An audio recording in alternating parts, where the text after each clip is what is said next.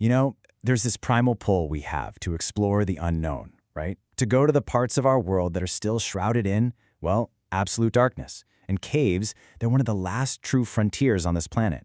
But for every incredible discovery, there is a massive danger just waiting below the surface.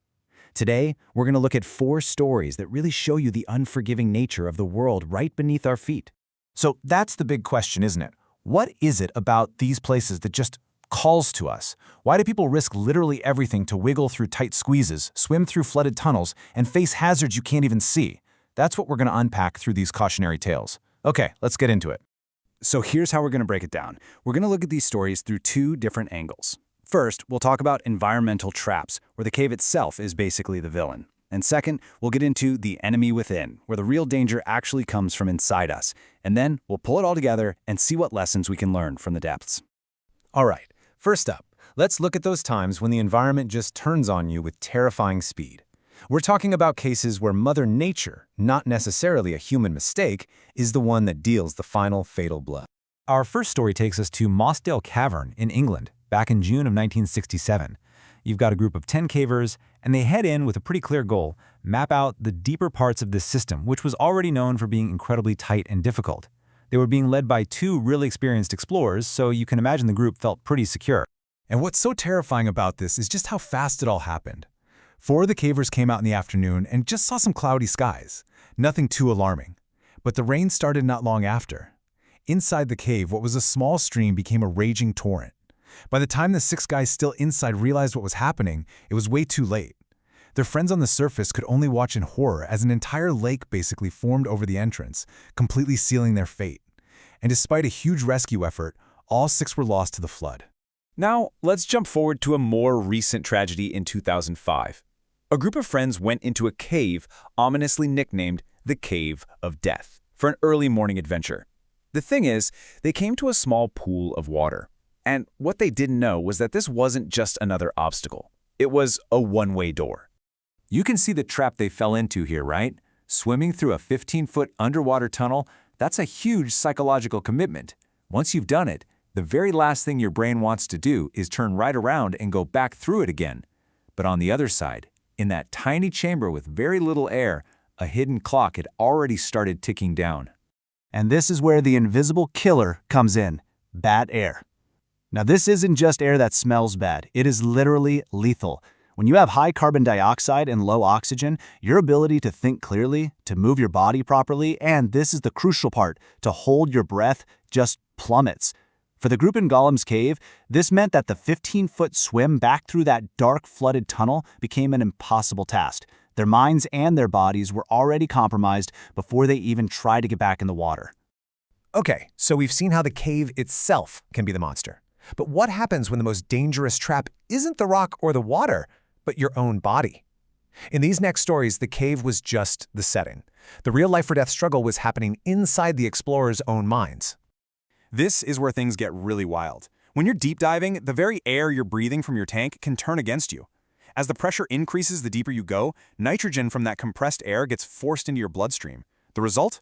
Something called nitrogen narcosis. And it's this incredibly dangerous state where your judgment and coordination just go right out the window. And listen to this quote from the source just nails it. It's like being drunk. So just imagine trying to navigate a complex, life-threatening environment while feeling completely intoxicated. Your decision-making is shot, you're clumsy, and your whole sense of risk is just gone. And that brings us to the shaft sinkhole back in 1973. 4 divers were chasing a new depth record, and they went deeper than they'd agreed to. As that nitrogen narcosis started to kick in, they got clumsy. They started kicking up this fine silt from the floor that had been sitting there for decades, and in a split second, visibility went from clear to absolute zero. So now they're drunk, they're disoriented, and they are completely lost in a blinding cloud. Their path back to the surface was just erased. And this is such a critical point. A lot of people don't get this. Cave diving and open water diving are 2 totally different sports. The divers at the shaft sinkhole, they were pros in open water, but they weren't trained for the unique dangers of a place with a roof over your head, like a silt out, or the absolute need to follow a guideline. That gap in their skills proved to be fatal. That exact same blind spot. Well, it shows up again at Jacob's Well in Texas in 1983. This underwater cave system had this terrifying reputation. It had already killed people. But for two college students, Richard and Clark, that danger, well, that was part of the appeal. I mean, check out this note somebody left after an expert diver tried to actually block off one of the most dangerous tunnels. "You can't keep us out." It just perfectly captures that defiant attitude, right? That belief that your skills, or maybe just your luck, will get you through where other people have failed. And it was that same exact siren song that pulled Richard and Clark in. So deep inside the cave, everything goes wrong. They get disoriented, their air is running low, and panic starts to set in. In this final, desperate move, Clark ditches his friend, ditches his gear, and just makes a frantic, blind push for what he hoped was the way out. He shot up 75 feet on a single burning breath, an absolutely incredible act of survival, and it brought him to the surface all alone. But his friend, Richard, tragically, he wasn't so lucky. In that shared panic, they had accidentally gone into what's called a false chimney, basically a dead-end tunnel that looks just like an exit. While Clark somehow managed to claw his way out, Richard got trapped. His air ran out, and he drowned, just feet away from the path to safety. Okay, so after hearing these four just harrowing stories, what's the takeaway? What are the threads that tie all of this together? When you boil it down, these are the big killers we've seen. You've got the environment fighting back with flash floods and bad air. You've got your own body turning on you with nitrogen narcosis. You've got silt-outs and disorientation. But notice the one thing that pops up over and over again? Inexperience. That's the one factor that turns a risk you might be able to manage into a fatal one. But really, the true lesson here goes even deeper than that. In every single one of these stories, there was a critical miscalculation. The explorers seriously, profoundly underestimated the power and the absolutely unforgiving nature of the cave. And at the exact same time, they overestimated their own skills, their training, or their ability to deal with a worst-case scenario.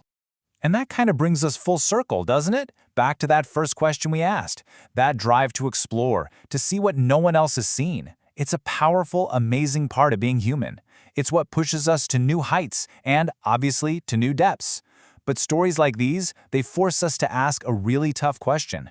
When does that ambition cross the line into arrogance? And is the chase for the unknown really worth the ultimate price?